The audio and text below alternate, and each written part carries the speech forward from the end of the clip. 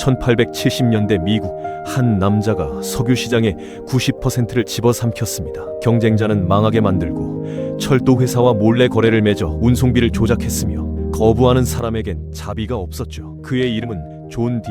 록펠러, 사람 역사상 가장 부자였던 남자입니다. 정부도 법원도 그 누구도 이 괴물 같은 거대 회사를 막을 수 없었거든요. 그런데 이 어마어마한 왕국을 무너뜨린 건 정치인이 아니었습니다. 14살 때 아버지의 사업이 록펠러에게 짓밟히는 걸 본 한 소녀 아이다 타벨이었죠. 그리고 그녀의 펜 끝에서 시작된 폭로는 미국 역사상 가장 강력한 대통령 중 한 명을 움직이게 됩니다. 오늘은 거대 회사의 황금 시대와 그것을 부순 사람들의 이야기를 해보겠습니다.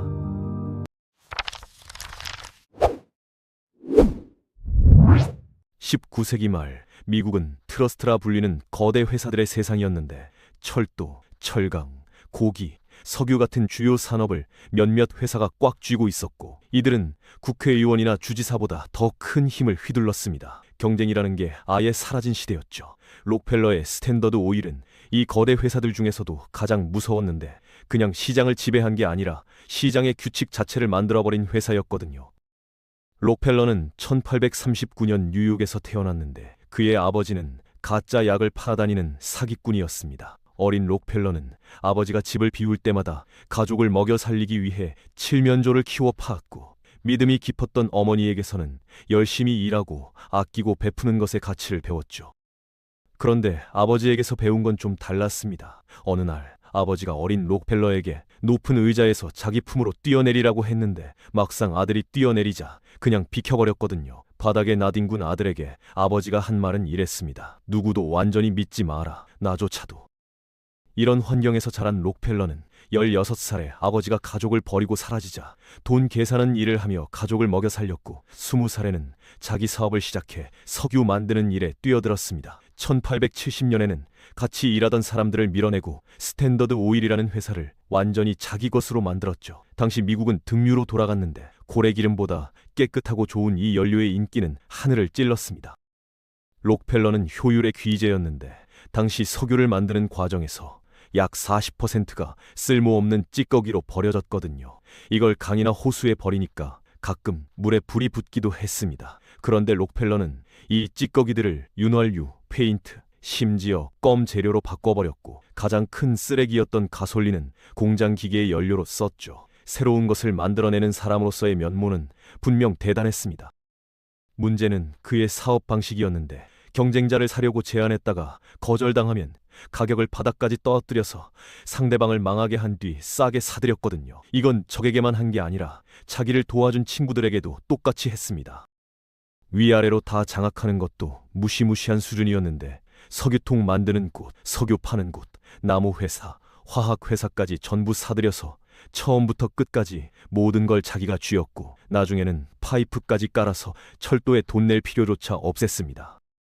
록펠러는 이 모든 확장을 거의 하늘이 내린 사명처럼 여겼는데 자신이 석유 시장을 더 좋게 만들고 가격을 낮추고 있다고 믿었거든요. 직원들은 잘 대우했고 회사를 판 사람들에게도 보상을 줬지만 저항하는 사람들은 자비 없이 망하게 했습니다. 강하고 잘 돌아가는 회사가 약하고 못하는 회사를 이기는 게 하늘의 뜻이라고 그는 믿었죠.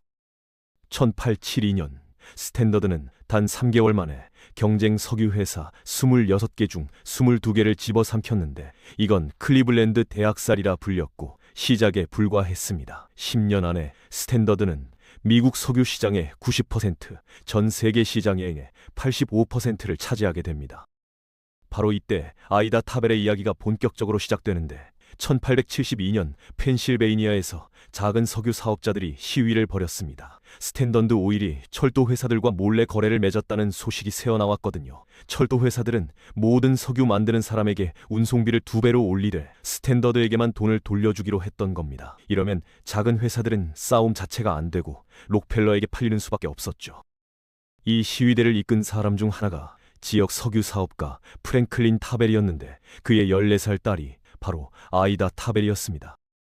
31년이 지난 1901년 아이다 타벨은 44살의 기자가 되어 유명한 잡지 매클루어스에서 일하고 있었습니다. 미국에서 과학 공부를 마친 몇 안 되는 여성 중 하나였던 그녀는 나폴레옹과 에이브러햄 링컨의 이야기를 쓴 시리즈로 큰 성공을 거둔 작가이기도 했죠.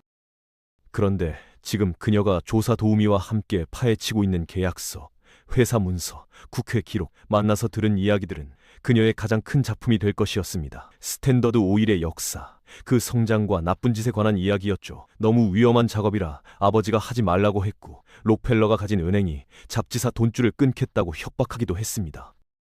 타벨이 한 건 당시로서는 완전히 새로운 형태의 글쓰기였는데, 그냥 사람들 말만 듣는 게 아니라 공식 문서, 법정 기록, 확인할 수 있는 사실에 기대는 방식이었거든요. 아직 이름조차 없었지만 오늘날 우리는 이걸 탐사보도라고 부릅니다. 잡지사가 스탠더드를 고른 이유는 다른 거대 회사들과 달리 한 사람이 주인이라 이야기하기 쉬웠기 때문인데, 스탠더드의 역사를 통해 이 거대 회사들이 어떻게 미국 장사를 쥐고 흔드는지 보여줄 수 있었죠. 타벨은 조사를 하면서 록펠러의 새로운 방법들에 감탄하기도 했습니다. 찌꺼기를 쓸모있게 바꾸거나 효율을 높이는 것들 말이죠. 하지만 그의 사업 방식까지 존경하진 않았는데, 몰래 거래, 공무원에게 돈 주기, 뒷거래 같은 것들이 공정하지 않다고 봤거든요. 뉴욕 도서관에서 그녀는 펜실베이니아주의 조사 보고서를 찾아내는데, 스탠더드가 나머지를 전부 없앤 후 남은 유일한 책이었습니다. 국회 기록과 재판 자료들을 모아 남부 개선 회사라는 것의 전체 모습을 밝혀내는데, 이건 스탠더드와 철도 회사들 사이의 몰래 거래를 이어준 모임이었고, 아버지의 사업을 망하게 한 바로 그 거래였죠. 더 놀라운 건 그 거래가 깨진 후에도 스탠더드가 계속 철도 회사들과 손잡고 경쟁을 막는 돈 돌려주기를 받아왔다는 증거를 찾아낸 겁니다. 전국을 돌아다니며 스탠더드에 의해 망한 가게 주인들을 만났는데, 스탠더드 직원들이 와서 우리 물건으로 안 바꾸면 옆에 가게 열어서 망하게 하겠다고 협박했고, 진짜 그렇게 했다는 이야기들이 쏟아졌습니다. 너무 싸게 팔아서 어떤 가게도 버틸 수 없게 만들었던 거죠. 흥미로운 건 타벨에게 생각지도 못한 도우미가 있었다는 점인데, 바로 스탠더드의 부사장 헨리 로저스였습니다. 기사가 좋게 나올 거라 믿고 그녀에게 문을 열어줬고, 모든 질문에 답하며 스탠더드의 입장을 이해하도록 도왔거든요. 하지만 기사가 나왔을 때 그는 절대 좋아하지 않았는데, 타벨이 그가 알려준 것보다 훨씬 더 많은 걸 알아냈기 때문이었습니다. 1904년 어느 날 한 남자가 타벨을 찾아왔는데 너무 떨려서 당장이라도 가고 싶어 했습니다. 그가 일요일에 가르치는 아이가 스탠더드 본사에서 서류를 태우는 심부름꾼이었는데, 태울 서류 중에 선생님 이름이 적힌 걸 보고 불에 안 넣고 가져왔다는 거죠. 그 남자도 작은 석유 사업자였습니다. 타벨이 서류 가방을 열자 가격표, 기차 시간표, 배달길이 쏟아졌는데, 이게 전부 스탠더드 물건이 아니라 경쟁 회사 것이었습니다. 스탠더드가 경쟁사를 따돌리고 시장을 주무르고 석유 가격을 쥐고 흔드는 데 필요한 모든 정보였죠. 타벨이 몇 년 동안 의심해온 것의 확실한 증거였는데, 스탠더드가 철도 직원들에게 돈을 줘서 경쟁사 물건 정보를 빼내고 있었던 겁니다. 록펠러가 시장을 읽는 천재가 아니라 그냥 전국에 스파이를 심어둔 거였죠. 바로 이 폭로가 새로운 펜의 눈을 끌게 되는데, 시어도어 루스벨트 대통령이었습니다. 루스벨트가 대통령이 된 건 우연이었습니다. 1901년 그는 부통령이었는데, 사실 뉴욕 주지사 시절 나쁜 것들을 고치려다가 보수파 눈엣가시가 됐거든요. 공화당은 큰 회사들의 당이었고, 민주당의 태머니 혼이라는 모임과 함께 스탠더드로부터 돈을 받으며 불리한 법을 막아왔습니다. 그래서 그들은 루스벨트를 부통령에 앉혀버렸는데, 맥킬리 대통령이 확실히 다시 뽑힐 테니 루스벨트는 힘없는 자리에서 조용히 있을 거라고 계산한 거죠. 그런데 맥킨리가 시작한 지 5개월 만에 총에 맞아 죽었고, 갑자기 루스벨트가 나라의 힘을 쥐고 거대 회사들을 상대할 수 있게 됐습니다.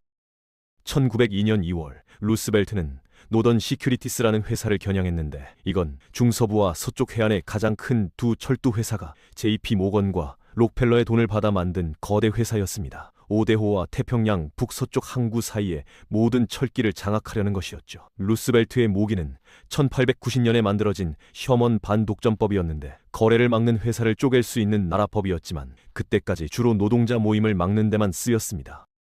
루스벨트는 법무부에 놓던 시큐리티스를 나쁜 뭉침으로 고소하고 쪼개라고 했고, 회사가 다시 싸우겠다고 하면서 긴 법정 싸움이 시작됐죠. 루스벨트는 위험한 도박을 했는데, 자기 당의 많은 사람들이 큰 회사 편이었고 거대 회사 주인들에게서 돈을 받고 있었거든요. 사실 보수파들은 공개적으로 반란을 일으켜 1904년 선거에서 자기들 사람을 내세워 이 카우보이를 한 번만 하는 대통령으로 만들려고 했습니다. 루스벨트에게 힘든 정치 시기였죠.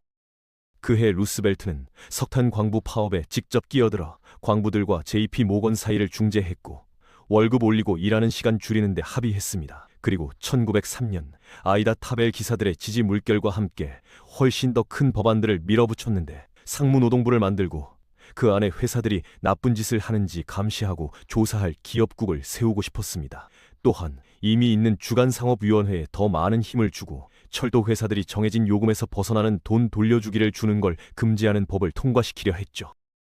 국회는 협조하지 않았는데 공화당은 표결 자체를 막으려 했고 민주당은 루스벨트가 충분히 나아가지 않는다며 그를 큰 회사 편으로 몰아세우려 했습니다. 양쪽 다 봄 국회 기간에 이걸 이야기할 시간이 없다고 했죠. 루스벨트는 언론을 이용했는데 록펠러가 평생에 걸친 정치 후원금의 대가로 여러 공화당 국회의원들에게 부탁했다는 걸 알렸습니다.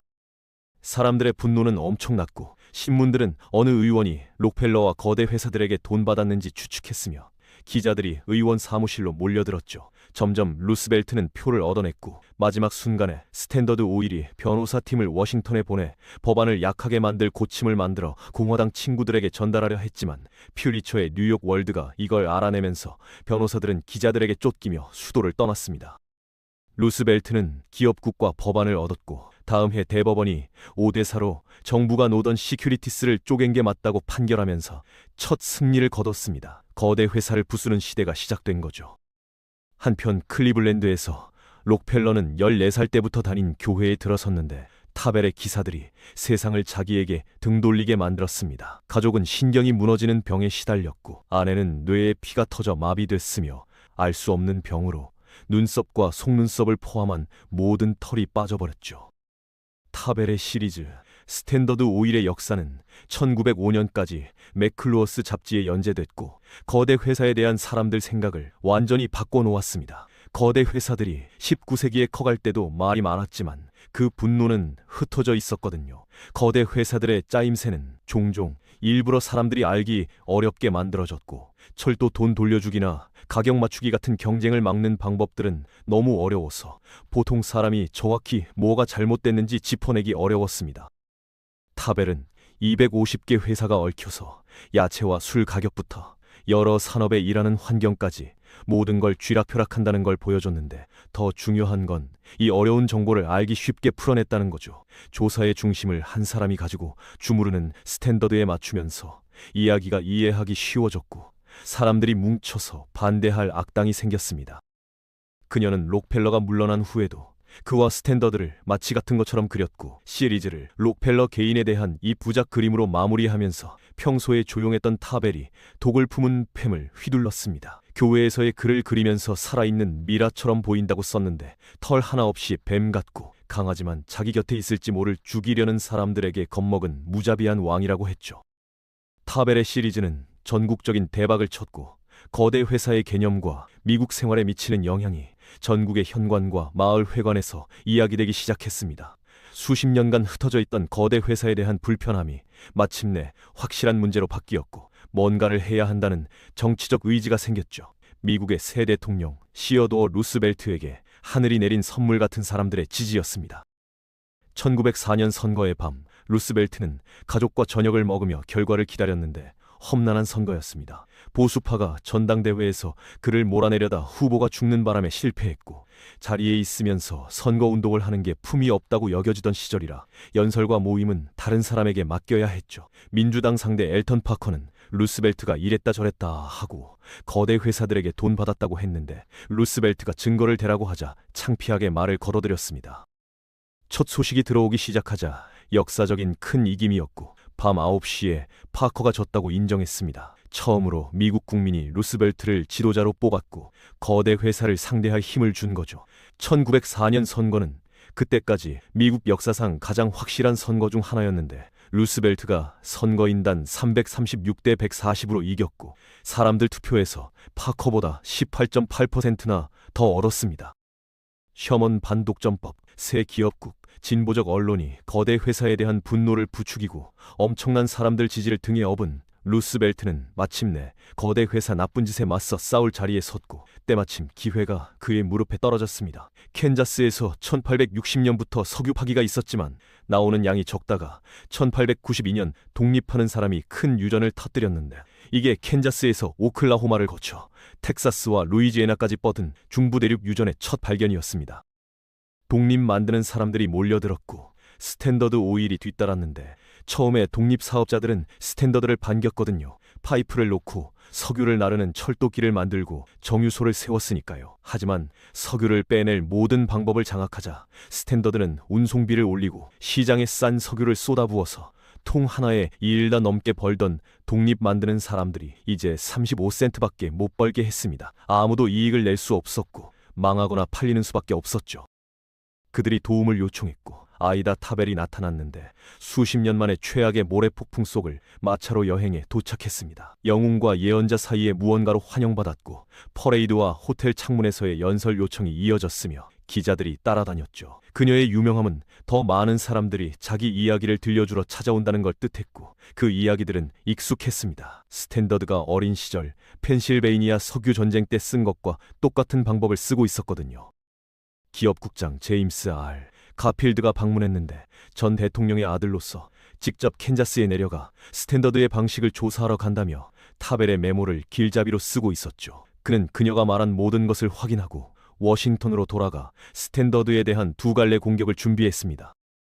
1907년 3월 정부가 스탠더드 오일 오브 인디애나를 루스벨트가 1903년에 통과시킨 철도 요금법 어김 1903건으로 정식 고소했는데 재미있는 숫자 우연이죠. 배시몬은 모든 것에 대해 유죄라고 했고 판사는 록펠러에게 벌금 크기를 정하기 위해 스탠더드의 운영에 대해 말하라는 명령을 내렸습니다. 나라 경찰들이 시카고에서 출발해 록펠러가 가진 모든 집을 돌아다녔지만 록펠러는 몰래 집에서 집으로 옮겨 다녀야 했죠.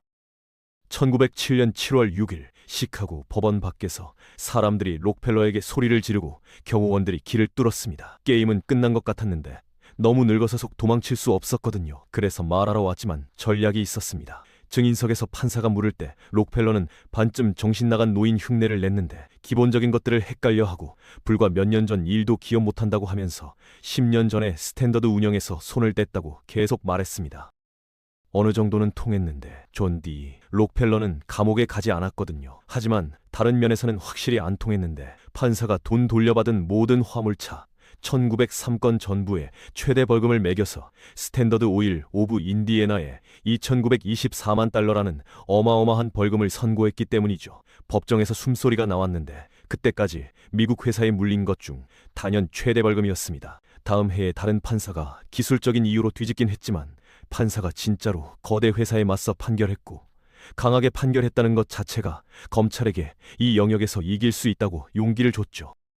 1909년 미국 정부는 록펠러 왕국의 어머니 회사인 스탠더드 오브 뉴저지를 고소했는데 스탠더드가 돈 돌려주기, 가격 맞추기, 가격 후려치기, 독립회사인 척하는 몰래회사 운영, 경쟁사에 대한 스파이 행위 같은 경쟁을 막는 나쁜 방법으로 거래를 막는 불법 거대 회사라고 했죠. 미국 정부가 이겼고 스탠더드가 대법원에 다시 싸우겠다고 했을 때도 8대1로 다시 이겼는데 한 명의 반대 의견은 판결이 충분히 나아가지 않았다는 거였습니다.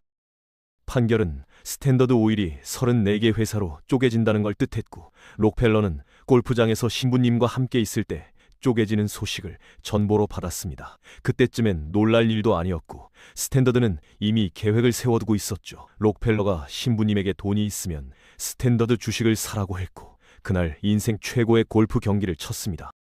록펠러 말이 맞았는데 쪼개지면서 34개의 아기 스탠더드가 생기자 주식값이 하늘로 치솟았고 록펠러는 개인적으로 스탠더드의 25%를 가지고 있었거든요. 재산이 4배가 되면서 록펠러는 역사상 첫 억만장자가 됐고 아마 당시 지구에서 가장 부자였을 겁니다.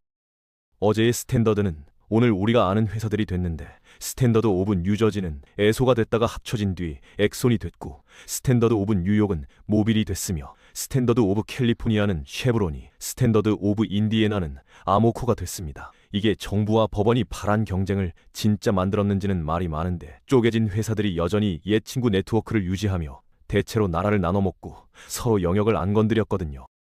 최근에는 엑손모빌처럼 일부가 다시 합치기 시작했지만 어느 것도 전성기 스탠더드의 힘이나 영향에는 못 미칩니다. 하지만 완벽하지 않은 승리였어도 승리는 승리였고 마지막도 아니었는데 루스벨트가 그 큰 2,924만 달러 벌금이 법원에서 뒤집히는 걸 봤을 때 법원만으로는 거대 회사를 상대할 수 없다는 걸 깨달았거든요. 결국 록펠러와 그의 친구들은 항상 최고의 변호사를 살 수 있었으니까요.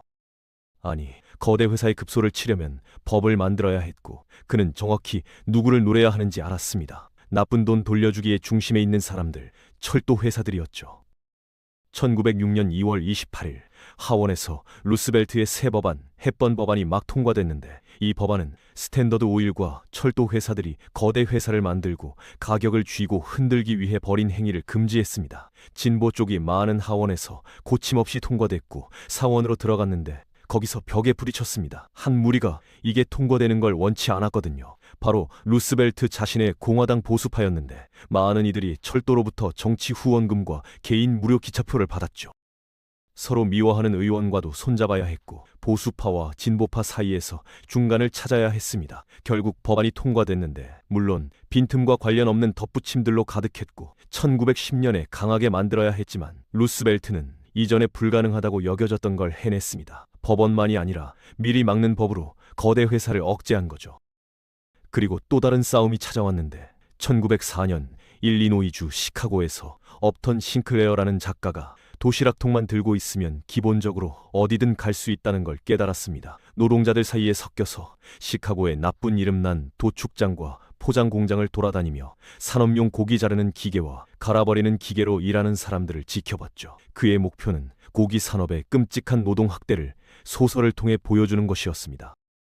톱의 손가락을 잃고 이어서 일자리와 돈 걱정 없는 삶을 잃는 노동자들을 봤고 공장에서 일하는 대부분 외국에서 온 사람들의 학대를 목격했으며 고기 갈아버리는 기계에 빠져 고기와 함께 갈린 사람들의 이야기를 들었고 바닥에서 쓸어 모은 더러운 것과 병든 고기가 소시지에 들어가는 걸 봤습니다. 결과물인 소설 정글은 루스벨트의 다음 큰 싸움을 시작하게 됩니다.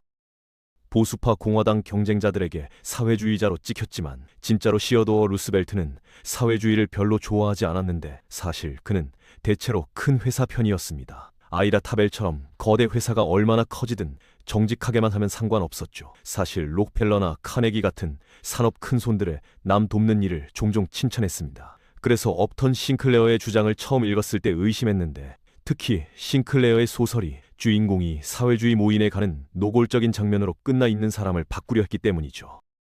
그래도 백악관에 싱클레어를 불러 책과 고기 공장 상황에 대해 이야기했는데 그를 정신 나간 사람이라고 생각하면서도 싱클레어가 말한 것의 3분의 1만 사실이라도 미국 고기 산업에 심각한 문제가 있다는 뜻이었거든요. 정글이 그린 가난, 학대, 역겹도록 더러운 방식의 그림은 너무나 속이 뒤집혀서 국내외 미국 고기 주문이 절반으로 떨어졌죠.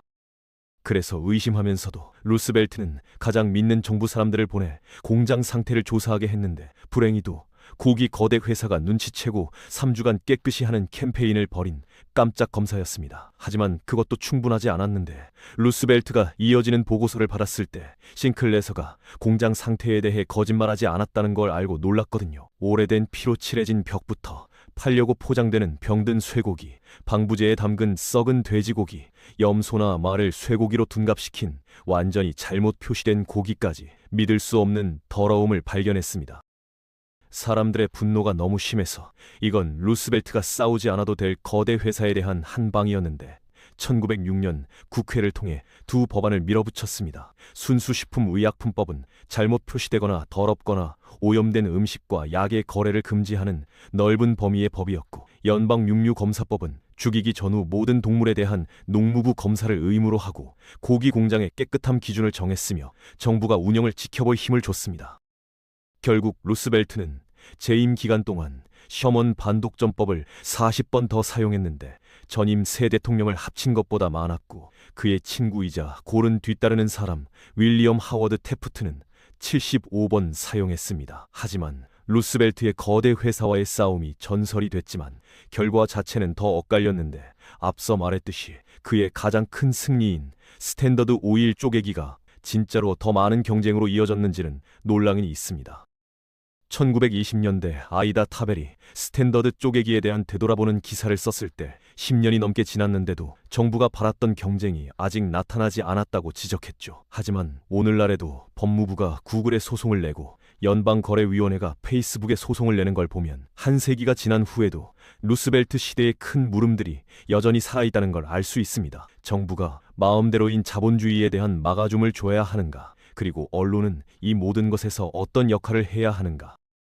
시어도어 루스벨트는 필요할 때 행동할 수 있는 도구를 우리에게 줬지만 그것을 언제 쓸지의 문제는 여전히 우리에게 달려 있습니다.